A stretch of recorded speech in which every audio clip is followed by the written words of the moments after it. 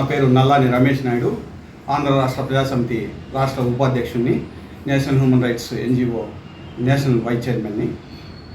ఏంటంటే ఈరోజు పత్రికా సమావేశం ఏర్పాటు చేసి ఈ ప్రెస్ మీట్ పెట్టడానికి కారణం ఏంటంటే, ముఖ్యంగా పోయిన ఎలక్షన్స్లో నేను గాజు గ్లాస్ గుర్తు మీద అనంతపురం జిల్లా ఎంపీ అభ్యర్థిగా కంటెస్ట్ చేయడం జరిగింది.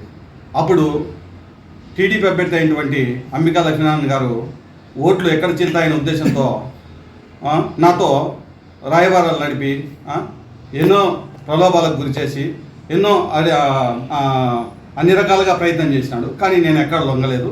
దాదాపు అంబికా లక్ష్మీనారాయణ గారు మీకు చెప్తున్నాను ఒకటే, ఎన్నిసార్లు నాకు మీరు 150 తూర్లు ఫోన్ చేయలేదా? నువ్వు నీ కొడుకు వీక్షిత్తు మీరిద్దరూ ఫోన్ చేయలేదా? మా తాడపత్రి వాళ్ళతో ఫోన్ చేయలేదా? మధ్యవర్తిత్వం రాయబారం నడపలేదా? తర్వాత నాకు సంబంధించిన సన్నిహితులు, శ్రేయోభిలాషులు, మిత్రులు, అనంతపురం ఎవరన్నా బంధువులు ఉంటే అందరితో చెప్పలేదా? దాదాపు 150 తూర్లు ఫోన్ చేసావు. నువ్వు చేసావు, నీ కొడుకు చేశారు, చేయలేదా? ఎందుకంటే గాజు గ్లాస్ గుర్తు ఉంటే ఓట్లు చీలి ఓడిపోతామని భయపడలేదా? ఏంటి అప్పుడు ఏదో జరిగింది, ఎలక్షన్స్ అయిపోయినాయి, తర్వాత అధికారం వచ్చింది. అధికారం వచ్చిన గమ్మున కూడా మళ్ళీ దాడులకు పాల్పడి ఏదేదో మాట్లాడతావు. 10 లక్షలు ఇచ్చిన ఆరోపణలు, తప్పుడు ఆరోపణలు చేస్తావు, మూతి వదులుతుంది, తప్పుడు ఆరోపణలు చేస్తావు. అది చేయకూడదు, పద్ధతి కాదు. ఇచ్చినావా? ఎవరికి ఇచ్చినావయ్యా? ఏంటికి ఇస్తారు డబ్బులు? విత్డ్రా చేసుకోమని బెదిరించినావు, చేసుకోలేదు. గుర్తు మార్చుకోమన్నావు, అది కుదరలేదు. లాస్ట్ ఇంకా ప్రచారం చేయడానికి కాళ్ళు పట్టుకున్నంత పని చేయలేదా నువ్వు ఇక్కడకు? చెప్పండి, పద్ధతి కాదు. ప్రజాస్వామ్యంలో పోటీ చేస్తారు, అన్నీ జరుగుతుంటాయి, కామను గెలుపోవటం ఉంటాయి. ప్రజాక్షేత్రంలో గెలిచినారు, ఏదైనా ప్రజా సంక్షేమం కోసం పాటుపడాలి. కానీ వ్యక్తిగత దాడులు, వ్యక్తిగత దూషణలు, తప్పుడు ఆరోపణలు చేస్తారా? అది పద్ధతి కాదు. ఇప్పటికైనా మానుకోండి. మీరు రెడ్ బుక్ రాజ్యాంగం అని ఈ ఆరోపణలకు మీలాంటి దుష్టులు, దుర్మార్గులే, నీచులే దానికి ఒత్తాసు కలిగి ఉంటుంది. ఎక్కడ అటువంటి జరగలేదు. మీలాంటి వాళ్ళ వల్ల ఇటు తప్పుడు ఆరోపణలు వస్తున్నాయి. ఇది కూడా పార్టీ అధిష్టానం గుర్తించాలా. ఇట్లాంటి వ్యక్తులను ప్రోత్సహించద్దండి. ఇటువంటి వ్యక్తులను ఖండించి వీళ్ళ మీద చర్యలు తీసుకోవాలని ఆరోపిస్తున్నాను.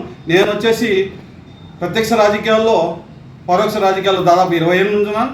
నేను పేరన్నాయి రెడ్డి అన్న గారు, ఆయన మాకు రాజకీయ గురువు. ఆయన వల్ల నేను రాజకీయాల్లోకి రావడం జరిగింది. 2014లో కంటెస్ట్ చేసినాను. దాని నుంచి ప్రతి ఎలక్షన్లో కంటెస్ట్ చేస్తున్నాను. ఎక్కడ నేను తగ్గలేదే. ప్రతి ఎలక్షన్స్, ఎమ్మెల్సీ ఎలక్షన్స్ కంటెస్ట్ చేశాను, ఎంపీ, కౌన్సిలర్, మున్సిపాలిటీకి చేశాను, ఎంపీ అభ్యర్థిగా చేశాను.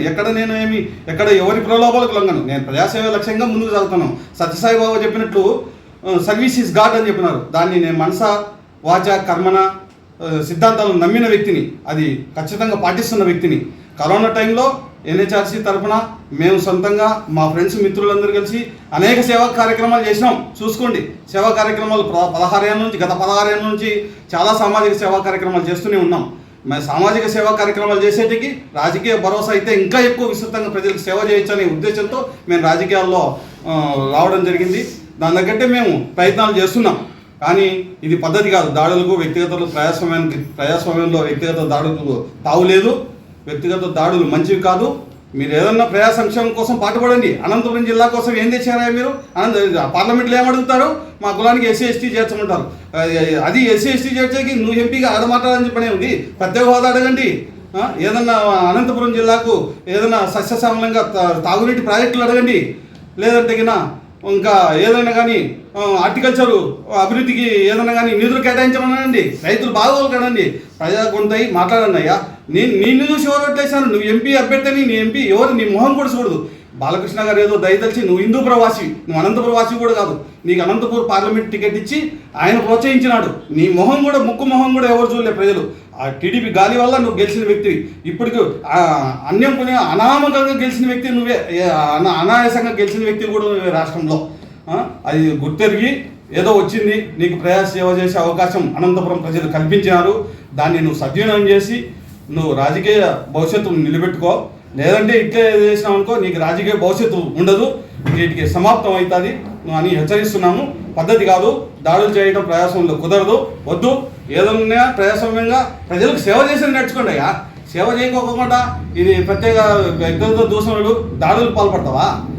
దీని గురించి అన్ని కంప్లైంట్ చేయడం కూడా జరిగింది డీజీపీ గారికి మీ మీద. ఇది పద్ధతి కాదు. ఇప్పటి నుంచి అయినా సక్రమంగా ప్రజాసేవలు చేయండి. నేను సేవలు నమ్మిన వ్యక్తిని. నేను అనేక సేవా కార్యక్రమాలు చేస్తున్నాను. ఎక్కడ నా మీద అవాకులు చెవాకులు లేనిపోని తప్పుడు ఆరోపణలు చేస్తావా? పద్ధతి కాదు. ఇప్పటికైనా మంచిగా మీరు సేవలు చేసి ఏదైనా రాష్ట్ర ప్రయోజనాల కోసం పాటుపడాలని విజ్ఞప్తి చేస్తున్నాను. Thank you. నా పేరు పణిరాజ్, ఆసంతి ప్రధాన కార్యదర్శి. ఈరోజు ఈ ప్రెస్ మీట్ పెట్టడం అనేది నిజంగా ఒక బాధాకరమైన విషయం. ఎందుకంటే ఆంధ్ర రాష్ట్ర ప్రజాసమితి ఉపాధ్యక్షుడు రమేష్ నాయుడు గారు అనంతపూర్ నుంచి వచ్చి ఇక్కడ డీజీపీని కలిసి ఆయనకున్న థ్రెట్ గురించి ఆయన కంప్లైంట్ చేయటం జరిగింది. థ్రెట్ ఎక్కడి నుంచి అంటే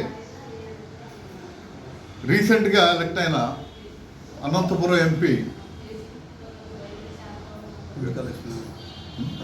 అంబికా లక్ష్మీనారాయణ గారు. పోనీ ఆయన జోలికి ఏమైనా వెళ్ళాడా ఈయన? ఏమీ లేదు. జనాలు ఏంటంటే మనం తాడిపత్రులు ఏదో ఇష్యూ వచ్చింది, దానికి ఆయన ఖండించాడు. అది ఇష్యూ ఎవరి మధ్య? తాడిపత్రి చైర్మన్, మున్సిపల్ చైర్మన్ జేసీ ప్రభాకర్ రెడ్డి గారు ఆయన ఖండించిన తర్వాత ఏదో చిన్న కాంట్రవర్సీ వచ్చింది. ఓకే, సద్దుముడిగిపోయింది. మరి ఒక ఎంపీ స్థాయిలో ఉండి అంబికా లక్ష్మీనారాయణ గారు మీరెందుకు రెచ్చిపోతున్నారు? అంటే మీ మీద గాజు గ్లాస్ గుర్తుతో పోటీ చేశాడని ఆయన మీద రెచ్చిపోతున్నారా? ఆయన్ని పోటీ నుంచి విరమించుకోమని దాదాపు 10 లక్షలు మీరు ఆఫర్ ఇచ్చింది మర్చిపోయారా? మీ 10 లక్షలకే కాదు, మీ అధికారానికి దేనికి లొంగకుండా చాలా నిజాయితీగా ఆంధ్ర రాష్ట్ర ప్రజాసమితి నుంచి ఒక ఎంపీగా ఆయన పోటీ చేసి మీ ప్రలోభాలకి లొంగకుండా పోటీ చేశాడు. అన్ని కదా పోనీ సరే. అప్పట్లో అంటే ఎలక్షన్ మూమెంట్లో సహజం ఇవన్నీ కూడా.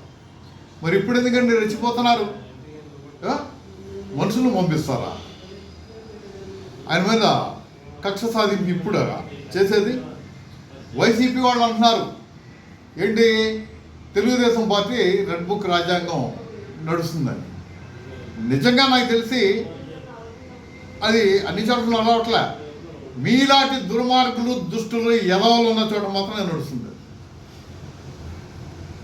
మీలాంటి ఎదవలు చేసే పనికి పాప నారా లోకేష్ ఎందుకంటే ఆడిపోరుస్తూ ఉంటారు. ఆయన రెడ్ బుక్ ఇలా చేయమని మీకేం చెప్పలేదే, మీరెందుకు చేస్తున్నారు అంటున్నా. అంబికా లక్ష్మీనారాయణ గారు, హెచ్చరిస్తున్నాం మిమ్మల్ని. ఆంధ్ర రాష్ట్ర ప్రజాసమితి ఉన్నదే మీరు చేసే అరాచకాలని, దౌర్జన్యాలని ప్రశ్నించడానికి. చక్కగా వెళ్ళి ప్రత్యేక హోదా మీద పోరాడి ఆంధ్రప్రదేశ్ రాష్ట్ర అభివృద్ధి కోసం పాటుపడకుండా ఎందుకయా నీకు పర్సనల్ ఇది చేస్తావు నువ్వు? తప్పు కదా. ఎప్పటికైనా మారండి. ఒక అంబికా లక్ష్మీనారాయణకే కాదు, ఎవరైనా సరే ఆంధ్ర రాష్ట్ర ప్రజాసమితి కార్యకర్తల జోలికి కానీ, నాయకుల జోలికి కానీ వస్తే తాట తీస్తాం. తాట తీసంటే మా పవన్ కళ్యాణ్ గారు చెప్తూ ఉంటారు తాట తీస్తామని.